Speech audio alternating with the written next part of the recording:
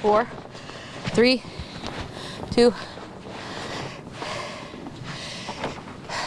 Good Saturday morning, everyone. I'm meteorologist Kelly Hyde-Brader here in a winter wonderland, Canaley Treehouse Village here in the Toledo Metro Park's Oak Openings area, and it is gorgeous.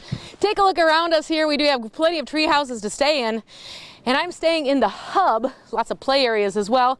This place is full this weekend here on Valentine's Day weekend, and it is going to be a great weekend for weather. Let's take a look at that forecast right now.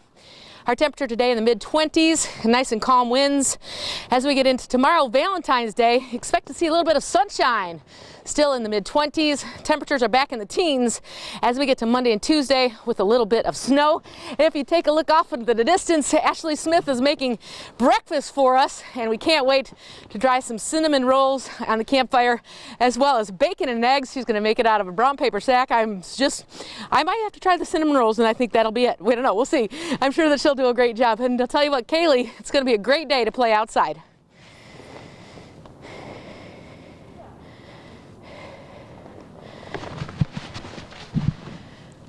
Forgot to tell you to record.